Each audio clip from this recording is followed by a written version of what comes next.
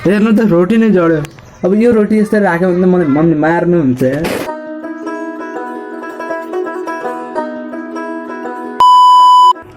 Hello guys, आज चाहिँ म चाहिँ रोटी हाल्नेवाला छु होइन।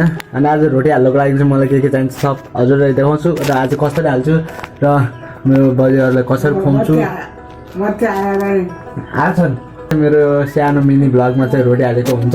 आज मेरो साथमा चाहिँ एउटा छोटुको नाम यार त के हो तेरो नाम?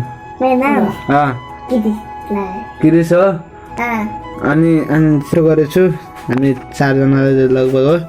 पानी पनि रेडी छ। अनि त्यसपछि कस्तो हुन्छ हेर्दै गर्नु होला, रमाइलो लिनु होला, इन्जोय लिनु होला भन्दै अहिलेको लागि चाहिँ तपाईँहरूलाई चाहिँ एउटा जादु देखाउँछु। अब जादु।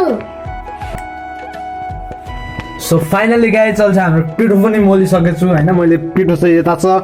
अब चाहिँ मेरो एउटा के सेटअप गर्नुपर्ने छ भन्दाखेरि चाहिँ ग्यासको सेट। अब ग्यासलाई यहाँ तल ल्याउँछु, तल राख्नुपर्ने हुन्छ, तलसम्म बालेर झट्ट हाल्नुपर्ने हुन्छ। अब माथि चाहिँ अप्ठ्यारो हुन्छ बेल्नको लागि, यताउता गर्नुको लागि। अब हेर्नुहोस् मेरो तल ल्याएर राखेर सबै भन् हामी त रोटी त्यस्तो मोमो बनाउँदा हूँ। मोमो के अरे 10 बजे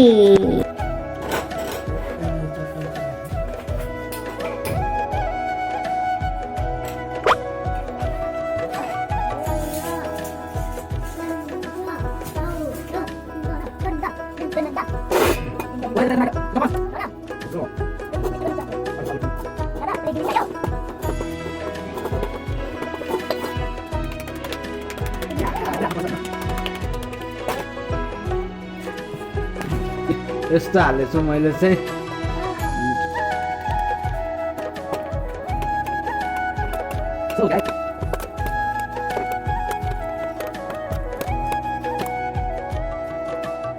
आखिरमा आएर त्यसको डर थियो, त्यही नै भयो गाइस।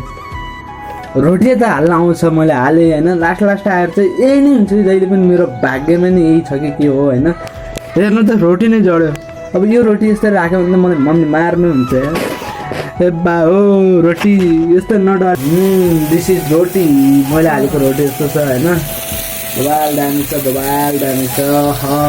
यो डढेको रोटी चाहिँ यता त खानु पर्ने हुन्छ। फाइनल्ली रोटी हालेर पनि सकाइयो। पसिना आएको होला मेरोमा, यति धेरै पसिना छ। रोटी पनि फाइनल्ली लास्ट एउटा रोटी चाहिँ यस्तो भएछ होइन। अनि अघिको अघि त अब चटनी बनाउनुको लागि हामीलाई टमाटर चाहिन्छ। टमाटर चाहिँ मैले ल्याइसकेको छु। अब यो तिनवटा टमाटर र खोर्सानी हामी मिठो बनाएर हामी चटनी खानेछौँ। अब मलाई चाहिँ यसलाई चाहिँ दुईवटा पिस गर्छु, तावामा राख्छु, किनकि यो गिल्किन्छ नि त। गिल्केपछि पिस्न सजिलो हुन्छ कि पिस्न हो, त्यो हेर्नु होला। अब म काटेर गाइस मैले टमाटर काटेर पनि तावामा लगाइसकेको छु। अब यसलाई गल्किनुको लागि त्यसरी लगाएको छु, हेर्न सक्नुहुन्छ। अनि उताबाट बजाइ भोग लाग्यो।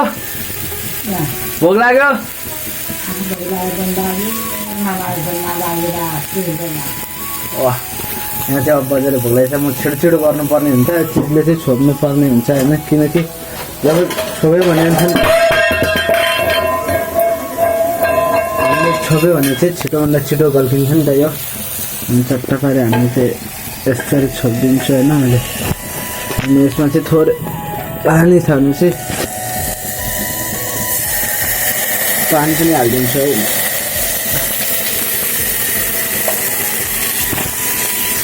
अब हामीले यसलाई चाहिँ 10 मिनटसम्म यतिकै हुने दिन्छौँ। यसले चाहिँ पाक्छ अनि त्यसपछि हामी निकालेर खानुपर्ने हुन्छ। फाइनल्ली रोटी हालेर पनि बजाइ खाँदै हुनुहुन्छ। कस्तो छ रोटी? क्या मिठो छ? हामीले चाहिँ रोटी हालेर पनि सकाएर पनि मैले एउटा रोटी खाएर पनि तपाईँहरूलाई देखाउँदैछु। चटनी यस्तो बनेको छ रोटी। चटनी कस्तो छ? चटनी कस्तो उल्या? मिठो छ हो। खानु त्यही हो गाइस आजको लागि यति। अब अरू नयाँ भिडियोमा देखिनेछु। आजको लागि भने मलाई बिदा दिनु होला। हस् त, धन्यवाद। जस्तै नयाँ भिडियो हेर्नुको लागि मलाई फलो गर्न नभुल्नु होला।